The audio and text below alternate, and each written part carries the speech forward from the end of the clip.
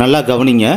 இந்த Madras high court recruitment 392 வேகன்சிக்கான notification வந்து 2 notification விட்டுருக்காங்க பார்த்தீங்களா. Notification number 72 and 73 2 notification. ஆனால் எக்ஸாம் வந்து ஒரே எக்ஸாம் தான். 2 நோட்டிஃபிகேஷன் சேர்த்து ஒரே நாளில் ஒரே எக்ஸாம் தான் நடக்க போகுது. ஓகேங்களா. அப்போ தனித்தனியாக எக்ஸாம் நடக்காது. இதுக்கு முன்னாடி நடந்த அந்த கீழமை நீதிமன்ற தேர்வுலாம் பார்த்தீங்கன்னா ஒரு நோட்டிஃபிகேஷனில் ஓஏ காப்பி அட்டெண்டர் இந்த மாதிரி ஜாப்பும், இன்னொரு நோட்டிஃபிகேஷனில் மசால்ஜி அண்ட் அதர் வேரியஸ் போஸ்டிங்ஸ் இருந்தது. ரெண்டுமே தனித்தனியாக நடத்தினாங்க. நவம்பர் 9 நவம்பர் 10 சனி ஞாயிறில் அடுத்தடுத்த நாள் காலையில் நடந்தது.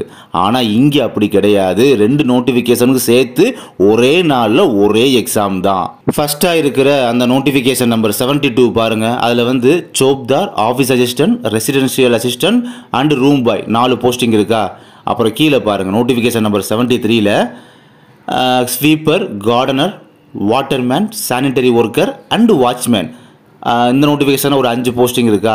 ஆக மொத்தம் மேலே ஒரு 4 போஸ்டிங், கீழே ஒரு 5 போஸ்டிங், ஓவராலாக சேர்த்தா 9 போஸ்டிங்ஸுமே சேர்த்து ஒரே நாளில் ஒரே தேர்வாக நடைபெறும்.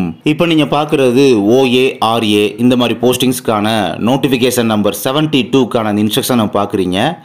இதில் என்ன சொல்லியிருக்காங்கன்னா ஃபஸ்ட்டு பாயிண்டில் நோட்டிஃபிகேஷன் நம்பர் 72 வந்து நோட்டிஃபிகேஷன் நம்பர் 73யோட ஒத்து போகுது, ஒன்றுக்கு ஒன்று ரிலேட்டடாக இருக்குது அப்படின்றத சொல்லிட்டு செகண்ட் பாயிண்ட் என்ன சொல்லியிருக்காங்கன்னா இந்த 2 நோட்டிஃபிகேஷனுக்குமே அப்ளை பண்ணுற அந்த விண்ணப்பதாரர்கள் இருக்காங்களே அவங்களுக்கு ஒரே ஒரு காமனாக ஒரே ஒரு ரிட்டன் எக்ஸாம் தான் கண்டக்ட் பண்ணுவோம் அப்படின்றத தெளிவாக சொல்லியிருக்காங்க. இப்படி ஒரே ரிட்டன் எக்ஸாமாக ஒன்றா எழுதும் போது அப்ளை பண்ண அந்த கேண்டிடேட்ஸ் பார்த்தீங்கன்னா 2 நோட்டிஃபிகேஷனில் உள்ள ஆல் போஸ்டிங்ஸு மொத்தம் 9 போஸ்டிங்ஸா, அந்த 9 போஸ்டிங்ஸுக்கும் அப்ளை பண்ணியிருந்தாலும் சரி, இல்லாட்டி ஃபஸ்ட் நோட்டிஃபிகேஷனில் சம் போஸ்டிங்ஸு, 2வது நோட்டிஃபிகேஷனில் சம் போஸ்டிங்ஸுக்கு அப்ளை பண்ணியிருந்தாலும் சரி, இல்லை 2 நோட்டிஃபிகேஷன்லேயும் ஒரு போஸ்டிங்ஸ் அப்ளை பண்ணியிருந்தாலும் சரி, அதை பற்றி பிரச்சனையே இல்லை.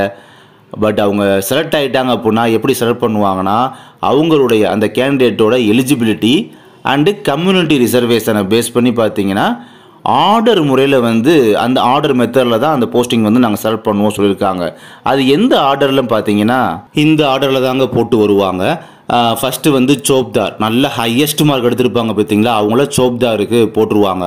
அதுக்கப்புறம் அப்படியே மார்க்கை பேஸ் பண்ணி அதுக்கு கீழே யார் கம்மியான மார்க் எடுத்திருக்காங்களோ அவங்கள ஆஃபீஸ் அசிஸ்டண்ட் போஸ்டிங், அப்புறம் அது கீழே கம்மியாக எடுத்தவங்கள ரெசிடென்ஷியல் அசிஸ்டண்ட்டு, இப்படியே ஆர்டர் பிரகாரம் பார்த்தீங்கன்னா ரூம் பாய், அப்புறம் தூய்மை பணியாளர், தோட்ட பணியாளர், வாட்டர்மேன், சுகாதார பணியாளர், காவலர் சொல்லி லாஸ்ட்டாக அந்த வாட்ச்மேன் ஒர்க்கு வந்து லாஸ்ட்டு கம்மியான மார்க் எடுத்தவங்கள வாட்ச்மேனுக்கு போட்டுருவாங்க. இந்த ஆர்டரில் தான் பார்த்தீங்கன்னா அவங்க ஃபாலோ பண்ணி இந்த ஜாபுக்கு வந்து இந்த வேக்கன்சிலாம் ஃபில் பண்ண போகிறாங்க. இப்படி ஓவராலாக டோட்டல் மார்க் வந்து 100 மார்க்கு கன்சிடர் பண்ணுறாங்க.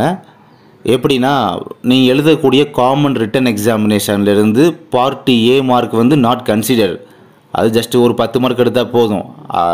இந்த பார்ட் பியில் தான் பார்த்தீங்கன்னா 40 மார்க்கு. ஓகேங்களா, இந்த 40 மார்க் தான் மேக்ஸிமம் மார்க்கு. அப்புறம் அடுத்த செகண்ட் ஸ்டேஜ் வந்து ப்ராக்டிக்கல், இதுக்கான மேக்ஸிமம் மார்க் வந்து 40. தேர்ட் ஃபைனல் ஸ்டேஜ் பார்த்தீங்கன்னா சர்டிஃபிகேட் வெரிஃபிகேஷன், அதான் அந்த CV, அதுக்கு மேக்ஸிமம் மார்க் வந்து 20. இப்படி ஓவராலாக பார்த்தீங்கன்னா 100 மார்க்கு. அண்ட் அதுக்கப்புறமா நீங்கள் எழுதக்கூடிய அந்த காமன் ரிட்டன் எக்ஸாமினேஷனில் பார்ட் ஏல 25 மார்க் இருக்குது பார்த்தீங்களா, அந்த 25 மதிப்பெண்ணுக்கு ஒரு 10 மதிப்பெண் எடுத்தால் மட்டும்தான் பார்ட் பி பேப்பரே திருத்த போவாங்க. ஓகேங்களா. அப்போ வந்து பார்ட் ஏ 25 மார்க்கில் 10 மார்க் எடுத்தது ரொம்ப ஈஸி. அதை படிக்காமல் போய் எழுதுனா கூட ஈஸியாக எடுத்துடலாம். அந்த மாதிரி அந்த லெவலில் தான் கொஸ்டின் அப்படின்றது இருக்கும்.